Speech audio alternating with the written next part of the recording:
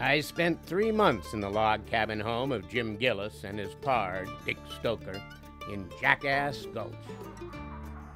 He really found himself entranced with the kind of life of the mining camp and with the kind of culture and folklore and storytelling that went on there.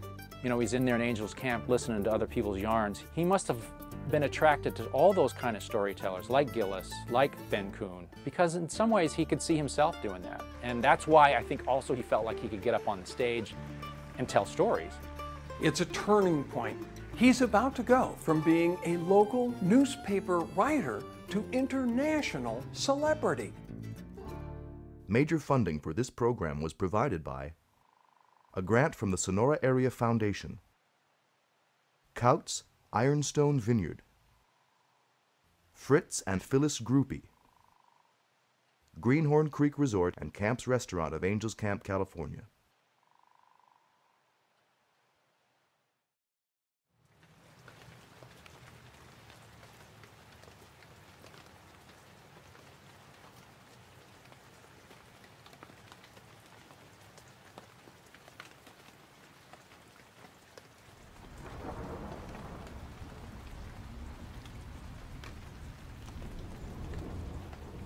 You remember the one gleam of jollity that shot across our dismal sojourn in the rain and mud of Angels Camp.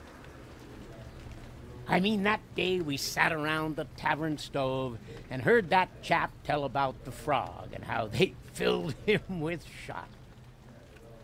And you remember how we quoted from the yarn and laughed over it out there on the hillside while you and dear old Stoker panned and washed. I jotted the story down in my notebook that day and would have been glad to get $10 or $15 for it. I was just that blind. But then we were so hard up. It makes my heart ache yet to call to mind some of those days. Still, it shouldn't. For right in the depths of their poverty and their pocket-hunting vagabondage lay the germ of my coming good fortune.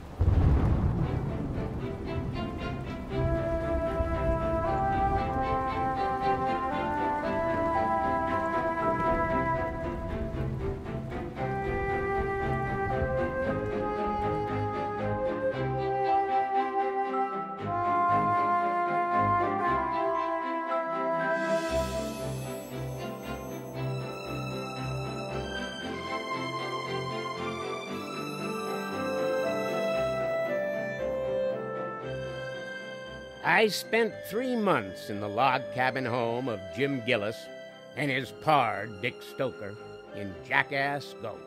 That serene and reposeful and dreamy and delicious sylvan paradise.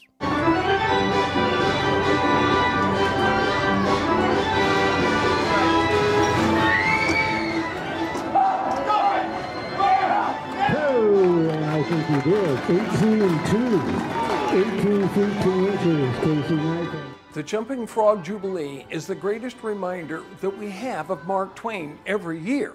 And that's the part of the story that most people know. This is where he heard the story about the frog.